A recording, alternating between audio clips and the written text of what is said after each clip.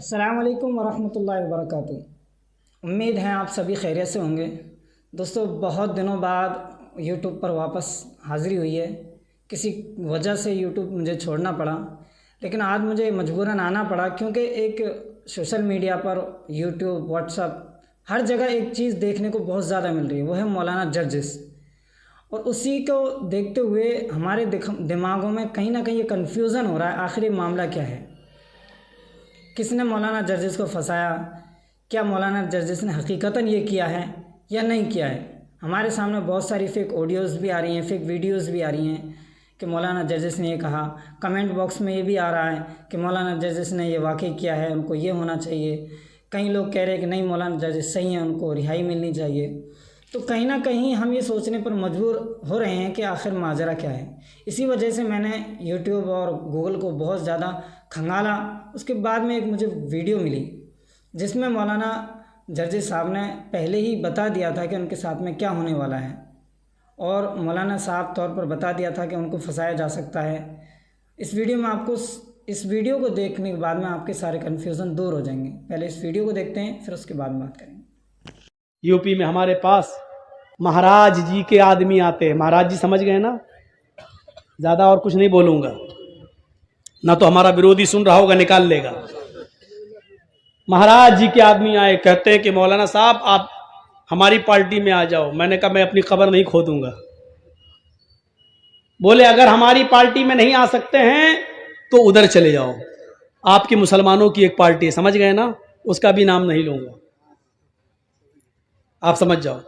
तो हमने कहा भाई मैं उधर जाऊं या ना जाऊं, आपको इससे क्या फर्क पड़ता है भाई, आपकी पार्टी में हम नहीं आ सकते हैं, लेकिन हम कहीं भी जाएं। कहीं भी नहीं।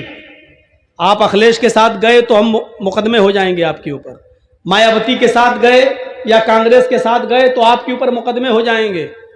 मौलाना कलीमुद्दीन को गिरफ्तार किया गया ना, आपको भी अंदर कर दिया जाएगा। हमने कहा जुर्म क्या मेरा, कहा जुर्म करता कौन है, आपके ऊपर केस इतने लाद देंगे, ये साबित करो कोर्ट में हम मुजरिम नहीं है, 10 साल आपको लग जाएंगे। 10 साल के बाद कोर्ट कह देगी बाइज्जत बरी, 10 साल में तो हमारा काम हो जाएगा।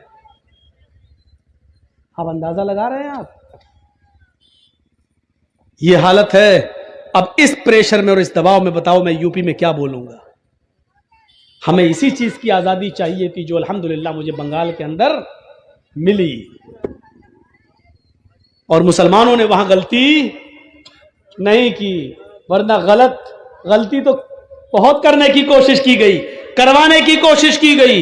एक साहब उठे थे, वो कौन से थे, क्या नाम था उनका, फुरफरा शरीफ वाले, देखा ना, अब नाम नहीं लूंगा, वैसे इतना समझो, उठे, कितना गेम खराब करने वाले थे वो बेचारे। एक हमारे भाईजान थे बेचारे, वो भी आए, पूरी प्लानिंग थी यहां पर किसी तरीके से बीजेपी आ जाए, पूरी प्लानिंग थी। अल्हम्दुलिल्लाह मैंने तकीने कर करके बड़े नुकसान से बचने के लिए छोटा नुकसान कर दो। डिलीवरी हो रही है बीवी की, मां या बच्चे में से किसी एक को बचाया जा सकता है, मां को, बीवी को बचा लो। बच्चा अगर मर रहा है तो जाने दो, बीवी रहेगी तो बच्चे और भी आ जाएंगे। ये कह कहकर मुसलमानों की खोपड़ियों में हमने भरा और लोगों को एक किया, एक प्लेटफॉर्म पे लाए। अल्हम्दुलिल्लाह। हमसे यूपी का एक पत्रकार, मीडिया वाला पूछता है आप बंगाल में प्रचार, बंगाल वाले आपकी बात समझते हैं? मैंने कहा बंगाल से ज्यादा तो कहीं समझते ही नहीं है मेरी बात। हमने कहा यूपी में लोगों की समझ में नहीं आ रहा है, बंगाल में एक तकरीर की सारा मुसलमान एक हो गया, सारा मुसलमान एक हो गया। अब बताओ बंगाल में ज्यादा समझते हैं कि यहां ज्यादा समझ रहे हैं? कहा यूपी में किसका करोगे? मैंने कहा भैया मैं किसी का नहीं कर रहा हूं, जिसका करना चाह रहा था तो धमकी आ गई, या तो इधर करो या उधर करो, इधर आओ या उधर आओ। अब ये सोचने की चीज है कि हम इनके साथ तो आ नहीं सकते क्योंकि बीजेपी है, बीजेपी पे तो हम जा नहीं सकते, तो डायरेक्ट उधर जाओ, आपके ऊपर कोई केस नहीं होगा, जितना गाली देना हो दे दो, कुछ नहीं होगा। मैंने कहा ये क्या बात रही? बोला बस आप वहां चले जाओगे हमें फायदा होगा। ये कौन कह रहा है? महाराज जी के आदमी हमारे पास आकर कह रहे हैं। मेरे भाइयों, मेरे दिमाग में भैंस का गोबर नहीं भरा है, इतनी समझदारी है मेरे अंदर कि मेरे पास ये चीजें और खबरें क्यों पहुंचाई जा रही हैं, और ऐसा करके तुम कौन सा गेम खेलना चाहते हो मेरे पास भैंस का गोबर नहीं है मेरे दिमाग में, इतनी अकल मैं भी रखता हूं। कुछ लोग जो उस पार्टी से जुड़े होंगे उनको बुरा लगेगा, बहुत ही क्षमा और माफी के साथ मैं ये बात कह रहा हूं, बुरा नहीं लगना चाहिए आपको। जिसकी ऊपर बीतती है वो जानता है, और जिसको धमकी मिलती है वो जानता है।